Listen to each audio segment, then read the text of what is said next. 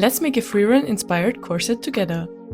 All you need to sew this yourself is a pair of scissors, bobbins and fabric clips, sewing chalk, less than half a meter of cotton coutil, less than half a meter of white fabric, a little piece of black fabric, black bias tape, waist tape, boning and eyelets of your choice, and any other details you want to add. You can find the outfit pattern for these instructions in the link in the video description. Remember to make a mock-up before starting with the actual fabric. I also linked you an amazing video explaining all things corset for basic knowledge on the topic. Let's get ready to sew. Carefully draw the pattern onto the cotton coutil and cut it out. This will be our lining as well as the fabric for the boning channel, so I suggest to leave 1.5 centimeters of seam allowance. Sew all pieces of the pattern together as indicated and stop at the indicated lines to keep the small U-shaped panels open. Then iron and you should end up with something looking like this.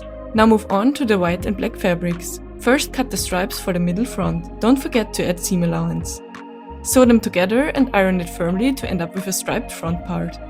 Cut out all remaining pieces from the white fabric and sew them together as you did with the coutil. I also top stitched this layer as I thought it would look neat. I added waist tape along the waistline.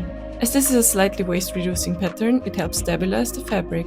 After that I sewed the boning channels that fit my 7mm spiral steel boning. I added one boning channel along every of my vertical seams and used the coutil seam allowance for them.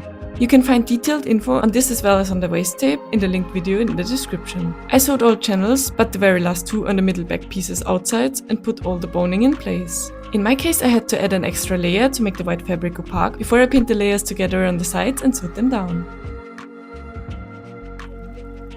Turn your layers around and stitch the last boning channel in the back. Add the boning and then close all open edges between the fabrics with a zigzag stitch so the fabrics don't move around. Now it should look like this. You can then add the eyelets as indicated in the pattern. Last but not least, you want the edges to be hidden with a bias tape. I usually stitch it on carefully with the sewing machine in the front and sew down the back by hand.